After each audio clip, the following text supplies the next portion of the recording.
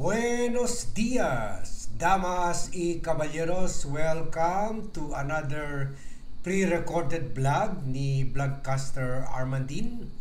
We recorded this last night for viewing this morning.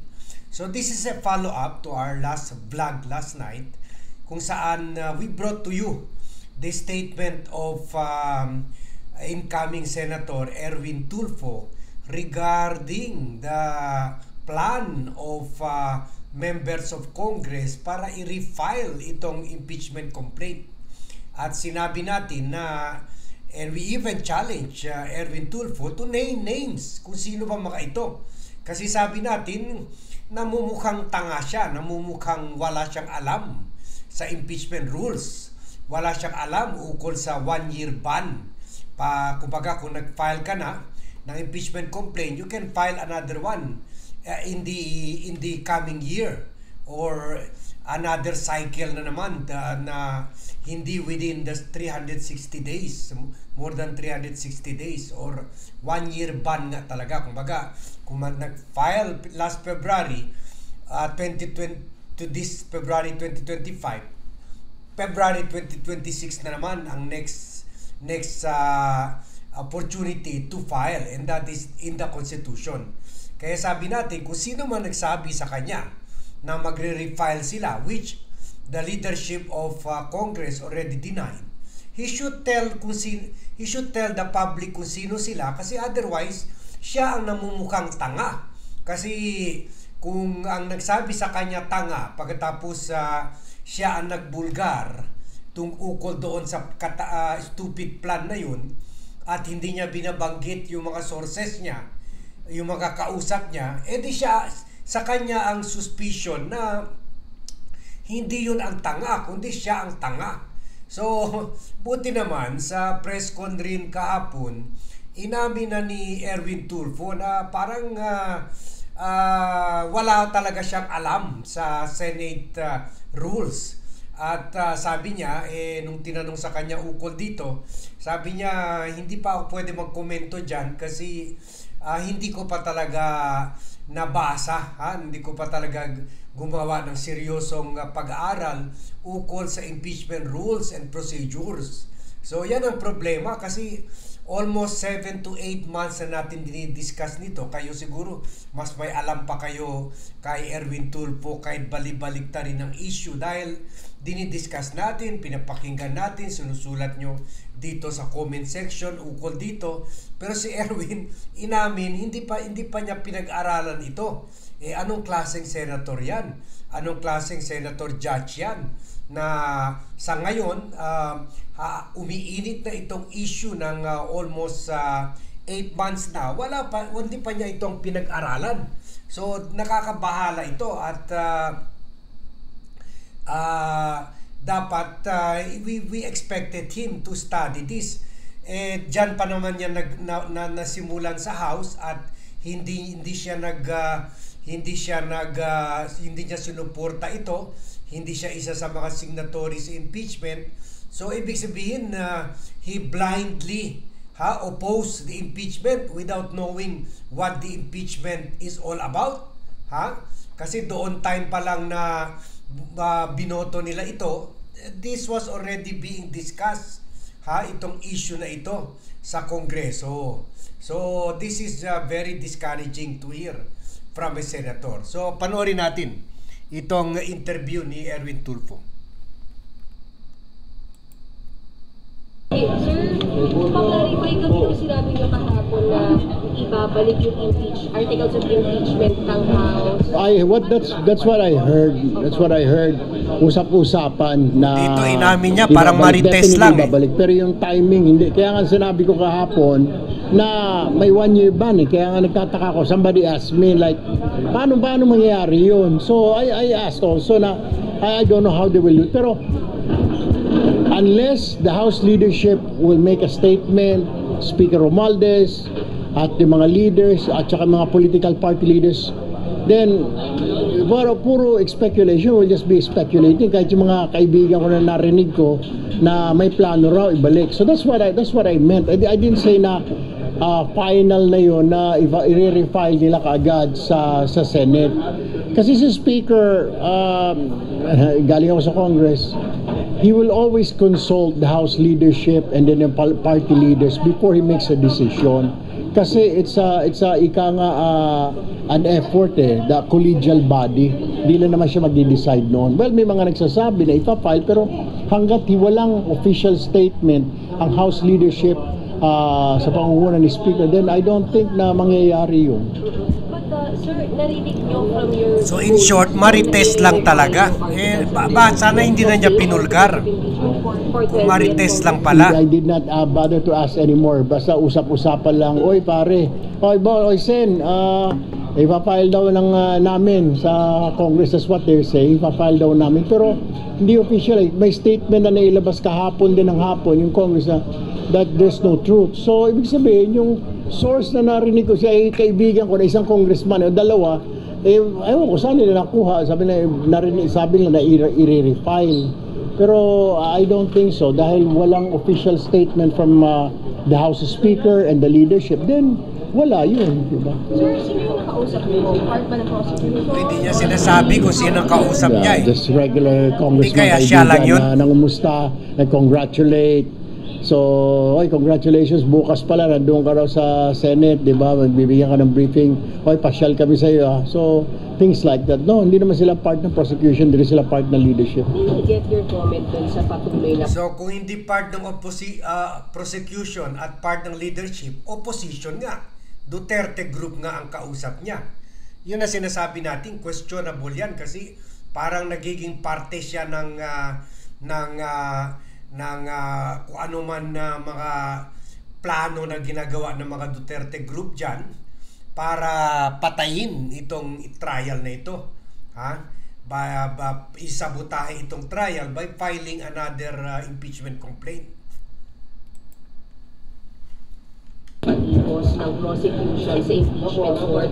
Kasi nagrereklamo na rin yung impeachment court na parang bakit kami yung binabatikos nyo, bakit hindi yung defense? Do you think talagang dapat naman din respetuhin kahit paano ng prosecute yung impeachment court? Well, tama ka naman kasi sinasabi mo na these are senator judges, okay? Pero kung ano yun may freedom of speech. They have the right to, hindi naman pwedeng pigilan na tumahimik kayo. Wala naman tayong karapatan, di ba? It's under the Constitution. Anybody can make statements, they can make comments. So how can you, di ba? Hindi natin mapipigilan yan. Siguro papakiusapan, pero kung as long as they want, wala kang magagawa. Lahat tayo, pag government officials ka, pag may mga batikos sa'yo, wala kang magagawa. I mean, dapat hindi ka balat sibuyas. What I mean to say is that may karapatan yung kabilang side. Pero sana, isipin din ng kabilang side ng bunga batikos na these are senator judges, yung decision nila. Pero hindi rin ako makapag-comment ng maayos because galing ako sa kabila, galing ako sa Congress, tapos mapunta ako dito sa kabila, tatawid ako sa kabila. So it's very hard. Pero yung talking about na opinion ko na laging binabatikos, well, opinion nila yun eh. They have the right na magsalita. Nobody can stop them. Pero sir, since dati part pa rin naman kayo ng Congress, handa rin ba kayo mamagitan kung sakali mag-referee para mapag-usapan na lang ng maayos? I'll do so. I'll try. You gave me a good idea. I'll try. I'll talk to the House leadership siguro today or tomorrow to ceasefire na lang muna siguro para kasi nag-aaway. Medyo hindi rin maganda tingnan, di ba? Nagbabangayan yung dalawang grupo, nagsisihan. So I might do that. Sir, may kumausap ba sa inyo after your interview kahapon saying na narinig mo nga po yung paka-i-refile? May kumausap ba sa inyo? No, I just saw the statement sa isang online news and sinabi na they denied.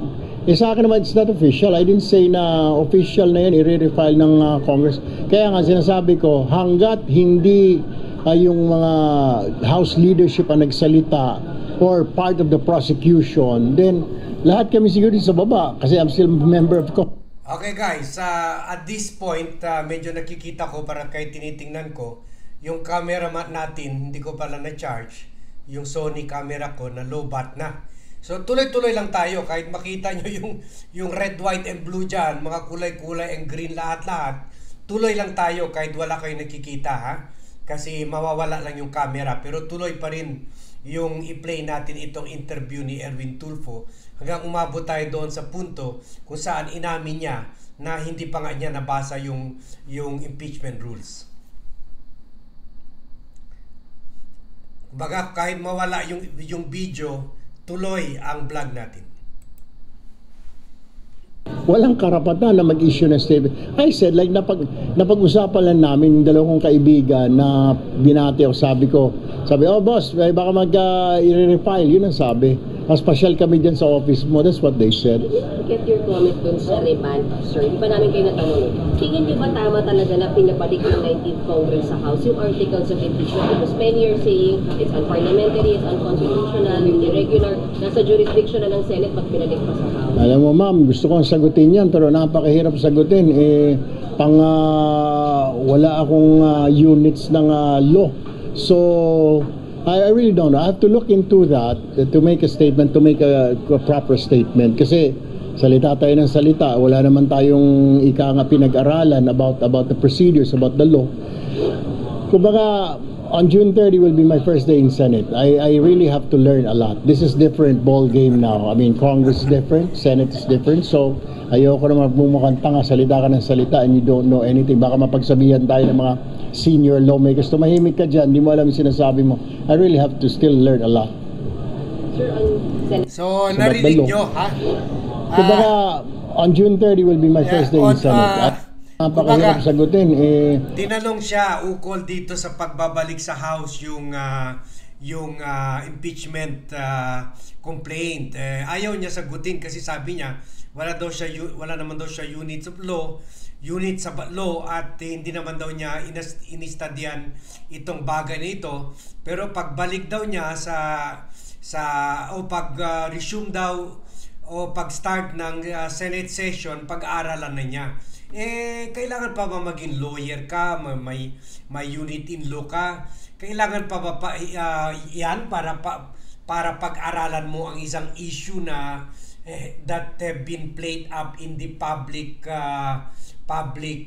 sphere for the last 6, 7, 8 months simula nung nag-file nila Laila De Lima, nila Franz Castro yung first impeachment nung December pang issue na ito, hindi pa niya pinag-aralan na ito. Pag-aaralan lang niya kung mag-assume na siya as senator, baka too late na. Dapat ngayon pa lang pinag-aralan na niya yan. Dapat ngayon pa lang pinapabrief na niya sa mga lawyers niya ukol sa bagay na yan. So this only goes to show na masyado talaga mababaw ang legal framework ng isang Erwin Tulfo. Dapat this is a big issue of the country. Dapat mas may alam siya kaysa sa atin lahat ukol dito. Tayo nga dito, binabalik rin natin yung issue na yan. Front and back, up and down. Pero hindi naman tayo, wala naman tayo background sa law school o kaya may units in law. And yet, interesado tayo dito sa issue na ito dahil this concerns public funds and this concerns our fight against graft and corruption. So, play natin ulit para klaro lang. Ito sinabi niya. Wala akong units ng law. So, I really don't know. I have to look into that to make a statement, to make a proper statement. Kasi salita tayo ng salita. Wala naman tayong pinag-aralan about the procedures, about the law. Kumbaga, on June 30 will be my first day in Senate. I really have to learn a lot. This is different ball game now. I mean, Congress is different, Senate is different. So, ayoko naman bumukhang tanga, salita ka ng salita and you don't know anything. Baka mapagsabihan tayo ng mga senior lawmakers. Tumahimik ka dyan, di mo alam yung sinasabi mo. I really have to still learn a lot. Sir, on Senate, napaka-late naman yan. Learning a lot, Senator. We expected you to have studied the issue of impeachment last December pa nung final ito. So ibig sabihin, nung bumoto kayo against the impeachment, wala lamang kayong alam ukol sa articles of impeachment o procedure o hindi nyo naman pinag-aralan. So that really goes to show na your heart is not really into public service, or your heart is not really into serving the public. Nakita naman natin kung magsalita si Tito Soto, si Ping Lacson, hindi naman mga lawyer sa mga yan, pero they studied the law because yan nga expected sa kanila, to be lawmakers. They should, kahit hindi sila lawyers, pero they should know basic facts about the law, including the impeachment rules. So yan, kaya alam nyo na kung anong klaseng mga senador ang binoboto natin. Either they really don't have the heart for public service, or medyo may pagkatamad sila to study the issues, to study the laws behind big issues of the day. Tulad nito, we have no less than a vice president, the second highest official of the land, na nakasalang dito sa issue na ito, and this involves hundreds of millions if not billions of pesos ng taxpayers. So the least you can do is to study this. Ang dami ka naman mga lawyers na naka-payroll, sana ini-studyhan mo na ito. Pero yun lang, kahit noon pa sa amin sa media, hindi naman talagang marami kami na medyo nakikita nyo na sila Karina, sila Pinky Webb, yun, kahit hindi yan mga lawyers, pero masipag mag-aral yan, sila Karina Constantino, ganon, pero mga investigative reporters yan. So si Erwin hindi naman talaga ganyan, pero we expected him more. Ngayon na senator na siya, dapat mag-aral siya ng mabuti and mag-aral siya ng malalim. So sana gawin na niya, otherwise sayang na sayang ang sweldo natin, ang pork barrel natin, at mga malalaking allowances na natatanggap niya sa Senado. Nasayang na nga sa Kongreso, wala tayong malaking bill maalala na file niya, or mga Senate investigation na nasamahan niya, tulad yung sa Quadcom o kaya sa Tricom lang man, kasi media, may experience siya sa media, or sa Committee on Good Government and Public Accountability. Hindi rin siya kasama sa mga nag-imbestiga dyan sa issue nila ng press freedom doon sa SMNI o kaya Pastor Apollo Kibuloy. So I hope dito sa Senado mag-improve siya, mag-aral siya ng malalim at mag-participate siya sa mga issues that the public wants to know about. So wala na talaga yung signal natin, hindi na talaga mabalik yung camera. So hanggang dito lang tayo. Thank you very much everyone for watching. We will be discussing more of this in the future, and see you in my next vlog.